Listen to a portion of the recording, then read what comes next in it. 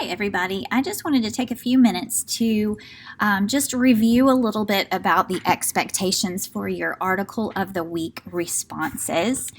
If you notice at the beginning of every one of our slideshows for Article of the Week, I have the rubric that we use, and it kind of shows you what you are aiming for. You are aiming to answer all of your questions clearly and completely with good effort and original thinking with several text references. And this seems to be an area where a lot of people are still struggling. And I'm not sure if it's that you don't know how to do it or if it's just that you don't want to do it, because it does take a little bit of effort. You do have to write a little bit more detail.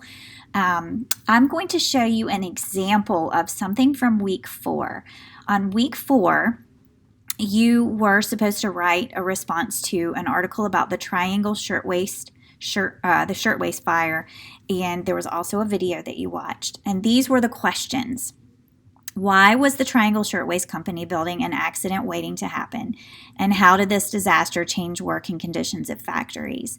And then I have the reminder, as always, be sure to cite specific evidence from the article and video in your response.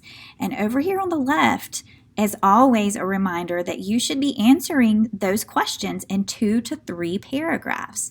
So I would take the first question and answer it in a paragraph, and the second question and answering it in a paragraph. So you would have at least 2 paragraphs. Paragraphs are usually anywhere between 4 and 6 sentences. Some students are writing answers that are 1 sentence long, and that is not really as detailed as it needs to be. And I'm going to show you a couple of examples. These are 2 examples of student writing from this year.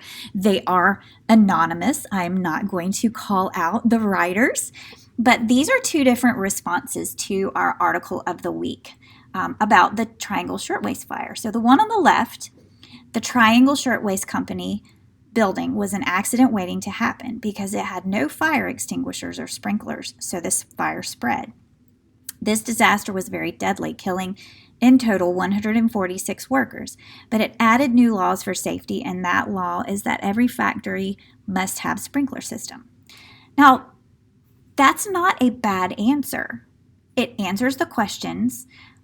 It's pretty well written sentences. However, it does not include specific text references. It doesn't include much detail. So in that particular case, the student earned on a rubric, I think a 2. You didn't completely answer all the questions. You didn't show much original thinking or include many text references. The detail and the text reference is what was lacking in that one. Let me show you one that scored a 4. They have the questions up here. That's not necessary. I usually just like to start my sentence with the Triangle Shirtwaist building was an accident waiting to happen. Just kind of start your sentence with part of the question. But this person says, for starters, the place was a mess. The building wasn't really safe either. The floors were covered with trash oil and other flammable items. It had only 1 working elevator and 1 door, but the door passageway was skinny and couldn't fit very many people. For example, the article stated the passageway was only 20 inches wide. Even with warnings about the building being a fire trap, nothing was done, hence leading to the disaster. And then the second part, after the disaster, it was mandatory by law to have fire exits, extinguishers, and sprinklers working inside the building. Like the video said, after the fire made and enforces, for example, the ILGWU and the Sullivan-Hoey Fire Prevention Law. I'm not quite sure about that last sentence, but if you notice, that one's written well. I mean, there's a few mistakes in there. I'm not judging you on all of your perfect writing. That's not the goal of this. Is I want you to express your thinking. I want to see your thinking, and I want you to connect it to the text.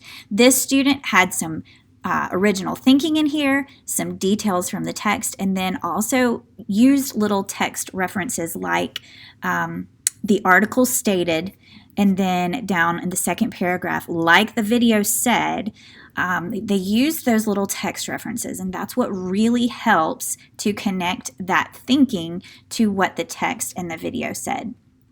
There's a poster in my classroom, and I've encouraged you guys to take a picture of it or download it from Canvas, and it's got all of these little sentence starters, like the author wrote, the illustration shows, an example on page such and such is.